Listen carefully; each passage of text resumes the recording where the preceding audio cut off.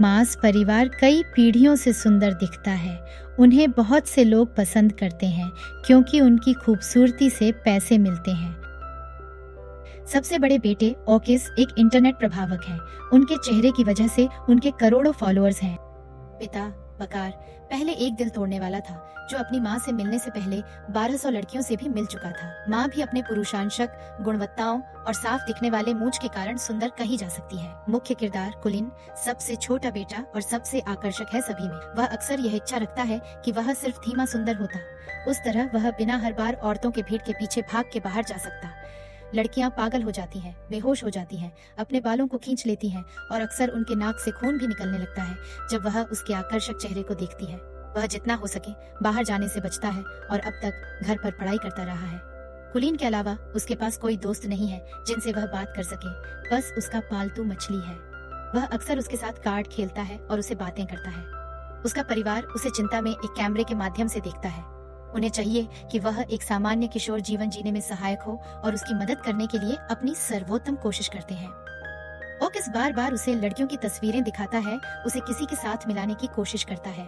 हालांकि कुलीन कहता है कि उसका पसंदीदा प्रकार की लड़कियां वो हैं जो उसे पसंद नहीं करती। वह अपनी व्यक्तित्व और रुचियों के लिए देखा जाना चाहता है, न कि अपने चेहरे के लिए। जब कुछ भी काम नहीं करता कि कुलीन को बाहर जाने के लिए प्रेरित करें, वे आर्थिक समस्याओं का नकली बहाना बनाने और उसे एक स्कूल में जाने के लिए आगाह करने की योजना बनाते हैं।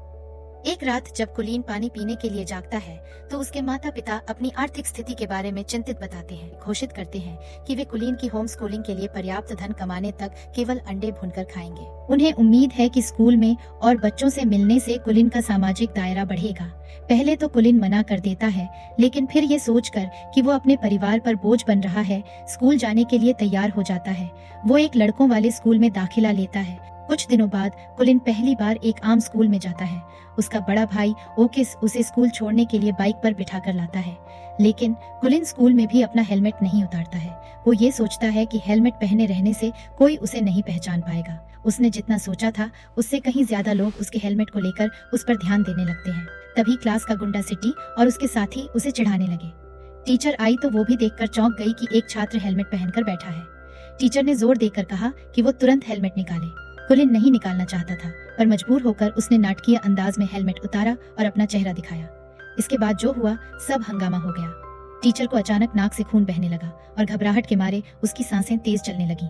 असल में कुलीन इतना हैंडसम था कि टीचर को ये हो गया। बाकी छात्र प्रिंसिपल के पास जाकर रोने लगे कि ये नया स्टूडेंट इतना हैंडसम है कि कोई उसको संभाल नहीं सकता। स्कूल से जाते वक्त कुलीन को गुंडों में से एक ने अड़ा कर गिरा दिया।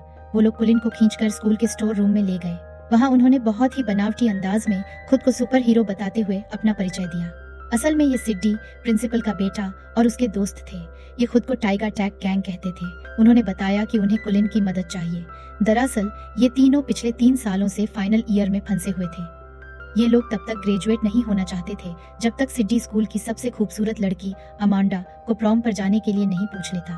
पर अमांडा सिर्फ हैंडसम लड़कों को ही डेट करती है, इसीलिए उन्हें कुलीन की जरूरत थी। उन्होंने किबो नाम के एक लड़के को कुलीन का साथी बनाकर उनके साथ भेजा। किबो पहले भी इन गुंडों की शिकार हो चुका था, इसलिए मजबूरन मान गया। बाद में कुलीन और किबो प्रिंसिपल के ऑफिस गए ताकि उन गुंडों की कंप्लेंट दर्ज करा सके। भले ही किबो को पता था कि इसका क्या अंजाम होगा, पर वो कुलीन का साथ देने को तैयार था। प्रिंसिपल अपने बेटे के ना ग्रेजुएट होने से परेशान था और कुलीन की हैंडसमनेस को इस समस्या को सुलझाने का मौका समझ रहा था। उस रात कुलीन और किबो ने फैसला किया कि वो अगले दिन इस काम को निपटा लेंगे ताकि ये झंझट खत्म हो जाए। गौर करने वाली बात यह है कि किबो पहला ऐसा शख्स था जिसने कुलीन के साथ उसकी दिखावट को नजरअंदाज करते हुए अच्छा बर्ताव किया। अगली सुबह वो लोग बीबीएम स्कूल गए। वहाँ लड़कियों को पता चला कि कुछ लड़के भी हैं। वो स्कूल सख्त नियमों वाला था, जहाँ अच्छे दिखने वाले लड़कों को ही अंदर आने की इजाजत थी। इसलिए जब उन्होंने हेलमेट पहने कुलीन को देखा तो सब लड़कियों ने उससे हेलमेट उतारने के लिए कहा। एक नाटकीय मोड में कुलीन ने हेलमेट उतार दिया, जिससे लड़कियों में हंगामा मच गया। कुछ ही घंटों में ये खबर आग की तरह फैल गई और कुलीन इतना हैंडसम कि संभाला नहीं जा सकता वाला लड़का बन गया। स्कूल की टॉप स्टूडेंट और मॉडल अमांडा ये खबर सुनकर उस पर मोहित हो गई। उसने कुलीन को इम्प्रेस करने की ठानी, क्योंकि वो पहला लड़का था जो दिखने और शोहरत दोनों में उसके बराबर था। जैसे जैसे ये खबर फैलती गई, लड़कियों का हुजूम मास के घर के बाहर जमा हो गया। वो लोग सिर्फ कुलीन को एक झलक पाने के लिए पैसे देने को तैयार थी। अपने परिवार द्वारा धोखा दिए जाने और अकेला छोड़े जाने का एहसास होने के साथ ही कुलिन घर वापस जाने से इनकार कर देता है। नीचे दौड़ती भीड़ से बचने के लिए कुलिन छत पर चढ़ जाता है। वो खुद को एक मुश्किल हालत में पाता है। अचानक उसके पीछे से एक लड़की आती है और छत के किनारे पर खड़े होने की वजह पूछती है। चौंकते हुए कुलिन उस लड़की के आम रिएक्शन न देने पर हैरान हो जाता है। वो कुछ नहीं कहती और बिना कुछ बोले चली जाती है। घबराहट के कारण कुलिन अपने विचारों को ठीक से बता नहीं पाता। फिर भी इस अनजानी मुलाकात से उसका मन थोड़ा हल्का हो जाता है। कुछ समय बाद वो किबो से संपर्क करता है। किबो तुरंत उसे ढाढ़स बंधाता है और अपने घर आने का बुलावा देता है। किबो और उसकी दादी का कुलिन को बहुत प्यार से स्वागत होता है। किबो के घर जाने पर कुलिन वहां रखे 2 दुर्लभ ताश के पत्तों को देखकर मोहित हो जाता है। इससे उनकी आपस में एक नई दोस्ती बनने की शुरुआत होती है। वो दोनों पिछले दिन देखी गई रहस्यमय लड़की को ढूंढने निकल पड़ते हैं। अपनी खोज के दौरान उनकी मुलाकात अमांडा से होती है। वो उसे सिटी के प्रॉम के लिए इनविटेशन देते हैं। कुलिन की शक्ल पर बने बनावटी उदासी के बावजूद अमांडा की नाक से खून आना उसके असली इरादों की तरफ इशारा करता है। कुलिन अपनी पसंद को देखने के लिए तरसता है, लेकिन आसपास खड़ी लड़कियां उसे उसके पास जाने से रोक लेती हैं। कुछ दिनों में ही कीबो और कुलिन साथ में बहुत वक्त बिताने लगते हैं। एक दोपहर कीबो कुलिन को फुटसल खेलने के लिए ले जाता है, जहां उसकी मुलाकात छत वाली जगह वाली लड़की रेरे से होती है। रेरे से कीबो के रिश्ते के बारे में जानकर कुलिन को जलन और उलझन होने लगती है। सलाह लेने के लिए कुलिन ऑकिस के पास जाता है। ऑकिस की भावुक प्रतिक्रिया से कुलिन और रेरे की मुलाकात की अहमियत पता चलती है। साथ में किराने का सामान खरीदते वक्त ऑकिस कुलिन को उसकी पसंद वाली लड़की को इम्प्रेस करने की सलाह देता है। इस दौरान कुलिन रेरे के लिए अपनी भावनाओं से जूझ रहा होता है। अपनी उलझनों के बावजूद कुलिन को अमांडा से एक अप्रत्याशित निमंत्रण और एक अच्छा सा तोहफा मिलता है। बाद में कीबो और रेरे के साथ कराओके पर जाने पर कुलिन की उम्मीदें टूट जाती हैं, क्योंकि रेरे का ध्यान सिर्फ कीबो पर ही रहता है।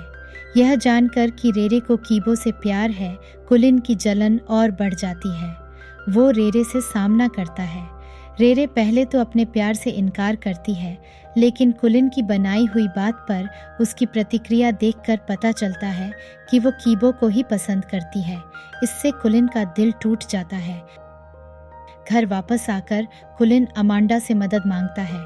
उसकी मदद से अमांडा के जन्मदिन का जश्न मनाया जाता है, लेकिन वहां अमांडा का ध्यान कीबो पर ज्यादा होना कुलिन का दिल दुखा देता है।